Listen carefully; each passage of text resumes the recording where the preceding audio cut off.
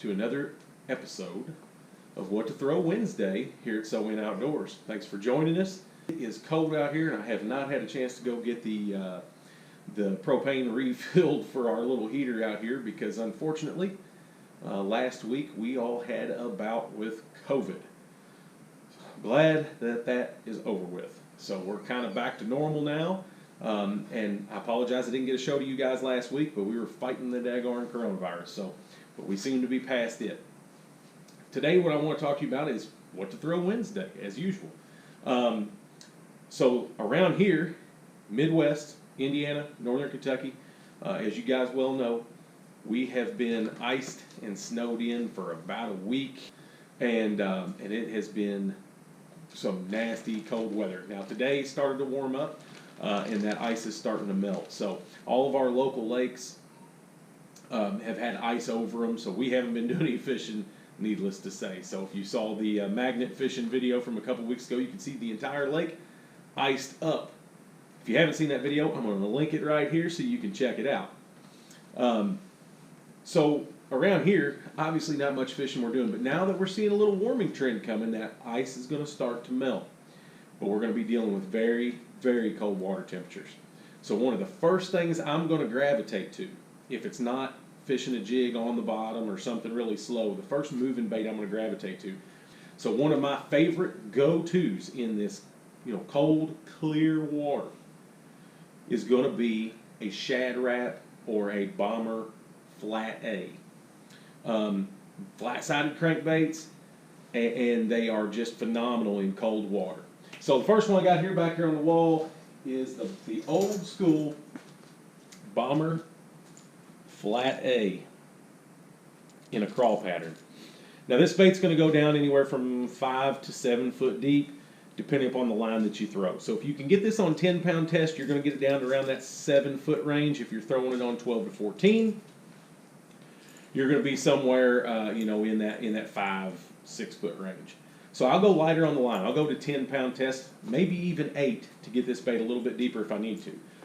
This crawl pattern is going to be more for a stained or more dirty water. Now the next thing I got here, and I throw this bait here pretty much the way it is out of the package. Don't make a lot of modifications other than I do change out the hooks to gammies. I'll switch out to that Gamakatsu treble hook versus what they come with, the old bronze, like Eagle Claws. The other one is a good old Shad Rap. Now this one here is an old one, so this is the old Shad Raps, the good old balsa ones. And like I said, I do change out the hooks to the gammies on this. Now, one of the main tricks to this, and this is an old school East Tennessee trick, and a lot of guys know it, a lot of guys use it. These baits are super light and they're hard to cast, especially in any sort of breeze. So I typically throw it on a spinning rod. Hunter, grab me that spinning rod over there. I'm going to throw it on a spinning rod. Now you're going to think, well, throwing a crankbait on a spinning rod, that's not really the deal for me. Thanks, Hunter. So I'm going to throw a spinning reel, and I'm going to throw it with braid. I'm going to throw it on a very supple, 8-strand braid, 20-pound test. But I'm going to tie a fluorocarbon leader on this about 4 to 6 foot long. And I'm going to throw it in with, an 8 or 10-pound test fluorocarbon leader. That allows me to make a bombing cast with that little Shad Rap. Now, one thing to the Shad Rap is you can fish it like a jerkbait to an extent. The great thing about it is you reel it down and it reacts like a crankbait. But I pause that bait a lot. So it's crank, crank, pause, crank, crank, pause. And whenever you do that, that bait is fluttering and then stops, fluttering and then stops, and it has a very, very natural presentation in that cold, clear water. A lot of times the bites are very, very subtle. Another reason I use a spinning reel is it allows me a lot of times to make long casts, but still make a long cast with a lighter action rod. Fisher rod's got a fairly soft tip, and that just allows me to really zing that bait out there. But yet, when I feel that bait, you don't have to really horse these fish to get that hook set.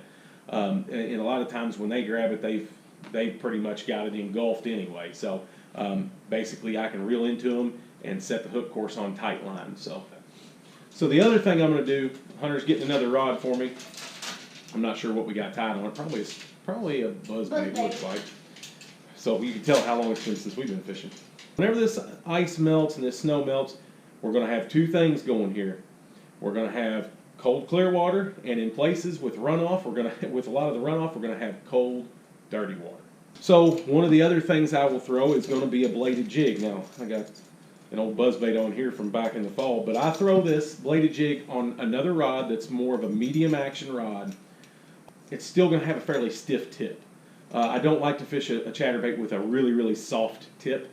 I want one that's going to react well to a hook set and when the fish gets it, because a chatterbait is one of those baits that if you fish it on too soft of a rod, it's really, really hard to get a good hook set. So that's what I'm going to do, and I'm going to fish this in the wintertime. I'm going to fish this on a much slower reel, 5/7 to 1. I can't make myself slow down. I can easily speed up, but I can't make myself slow down. So when we go to that bladed jig, set this down here. When we go to that bladed jig, you're going to notice I like red patterns in the spring. Reds, oranges, but here's the key. Look at the size of that chatterbait blade. I will go to a much bigger blade. For that early spring when that snow melts and that water's dirty, those fish are really feeding off their lateral line. Especially water that's warming and the fish are starting to get a little more active, that bigger blade can be absolutely killer. So, guys, take these things, take the Shad Rap, the old Bomber Flat A, old school baits, but they still produce day in and day out. And then switch out your chatterbait blade or your pure poison or your thunder cricket. Switch it out to one of these big old blades. You can buy these big blades pretty much anywhere, Tackle Warehouse, Bass Pro Shops, and you can switch them out yourself. Some interchangeable ones that already have a split ring in them for changing them out fairly easily. But give that a try. It has put a lot more fish in the boat for me in the early spring. So, guys, thanks again for checking us out. Until next week, another edition of What to Throw Wednesday. Hopefully, me and Hunter Boy here are going to be in the boat before too long and actually putting some fish in, because talking about fishing is fun, but getting a little fish slime on your fingers is even better. So we will see you guys next time.